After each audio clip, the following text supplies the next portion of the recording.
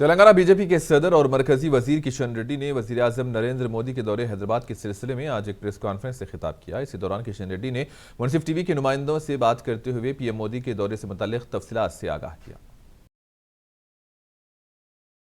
कौन साफ नहीं करने वाला है, कोई भी रोकने वाला नहीं है।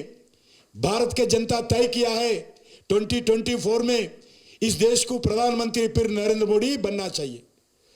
एक केसीआर नहीं है, 1000 केसीआर आने दो। एक राहुल गांधी नहीं है, 1 लाख राहुल गांधी आने दो। देश के जनता तय किया है नरेंद्र मोदी फिर एक बार प्रधानमंत्री बनना है, बन के रहेगा। कोई रोकने वाला नहीं है। देश का जनता का ये निर्णय है, ये देश का जनता का आशीर्वाद नरेंद्र मोदी जी के साथ है।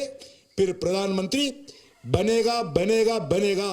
तेलंगाना भाजपा के प्रदेश अध्यक्ष जी किशन रेड्डी हमारे साथ हैं। सर, आज पीएम मोदी की रैली है, यहाँ की हैदराबाद की सभी सीटों पर और तेलंगाना की सीटों पर कितना इम्पैक्ट होने वाला है?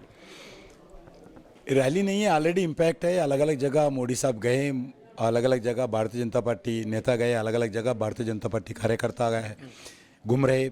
हमारा कैंडिडेट्स भी बहुत अच्छा प्रचार कर रहे। होल ऑफ तेलंगाना में भारतीय जनता पार्टी का इम्पैक्ट जो हम जरूर सत्ता में आएंगे उसके रास्ते पे हम आगे बढ़ रहे हैं। बड़ा सवाल, कांग्रेस आप पर आरोप लगा रही है कि बीआरएस जो है वो आप ही की बी टीम है, इस वजह से के कविता पर कार्रवाई नहीं हो रही है।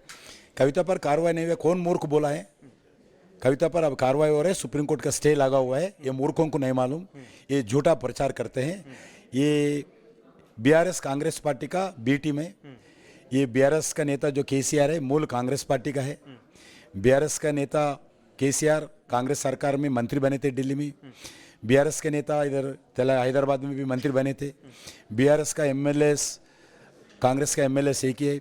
जितने कांग्रेस का एमएलए जीते हैं, एमपी एमएलसी से है, सभी लोग कांग्रेस पार्टी में मर्ज हो गए। ये दोनों ए टीम नहीं है, बी टीम नहीं है, दोनों समान है। ये दोनों परिवारवाद पार्टी है, दोनों भ्रष्टाचार पार्टी है, दोनों परिवार के लिए काम करने वाले, देश के लिए काम करने वाले, दोनों मजलिस पार्टी को झुकने वाले, मजलिस पार्टी को झुक झुक कर सलाम करने वाले पार्टी है। सर, हैदराबाद में आप बचपन से है, ठीक है, लेकिन ये जो नाम का जो भी लीडर्स आते हैं बाहर से भाग्यनगर कर देंगे, एक मतलब बहुत स्ट्रेस करके बोलते हैं। आपका क्या सेंटिमेंट है? नहीं, कोई सेंटिमेंट नहीं। और सबसे बड़ी बात है, नाम बदलने से ज्यादा डेवलपमेंट के ऊपर ज्यादा बात करना चाहिए, लेकिन आप लोग ज्यादा तवज्जो आप मेरा भाषण नहीं सुना अभी प्रेस कॉन्फ्रेंस में। मैं सुबह से बोल रहा हूँ। ओल्ड सिटी 75 ईयर्स हुआ है, कोई एजुकेशन फैसिलिटी है क्या? कोई एम्प्लॉयमेंट जनरेशन है क्या? कोई ओल्ड सिटी में अच्छे ड्रेनेज पानी अच्छा पानी मिलता है? ड्रेनेज पानी मिलता है? नाम से क्या ताल्लुक? और आप बोले हैं विकास, सुने हो, कोई विकास का काम नहीं किया है। लोग विकास का काम नहीं किया है। हमारा सरकार आए तो हम जरूर विकास के रास्ते पर ओल्ड सिटी को विकास करेंगे।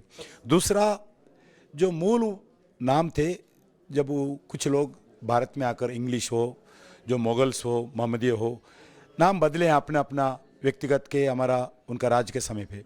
वैसे ही जो चेन्नई का नाम पहला मद्रास था, उसको चेन्नई बदले। कौन बदले? हम नहीं बदले ना। जब कोई आप लोग सवाल नहीं पूछा क्यों बदले हैं, अभी मेरे को पूछ रहे।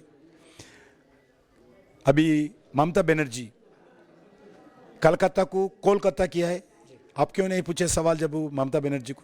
हम नहीं बदले। जो बॉम्बे था, बॉम्बे का नाम मुंबई बनाया, हम नहीं बदले, कांग्रेस पार्टी बदला, जब कोई नहीं पूछे। हैदराबाद का भी कौन है? हैदर किधर से आया? उनका नाम क्यों लगाना? अब भाग्यनगर पहले के नाम है, वो पुराना नाम लाना चाहिए, उसमें कोई गलत नहीं। जो हमारा मूल हिस्ट्री है, हिस्ट्री फिर लागू करने में कोई गलत नहीं है। जो हमारे ऊपर आक्रमण करके राज किया है जोर जबरदस्ती से, वैसे नाम दूर करना चाहिए सभी जगह। इधर नहीं, दुनिया में अलग अलग देखा, देश दुनिया में होता है, हमारे पास ही नहीं। अलग अलग जगह अफगानिस्तान में क्यों अपना मूल जो भगवान का मूर्तियों क्यों तोड़े लोग? गलत है ये सब।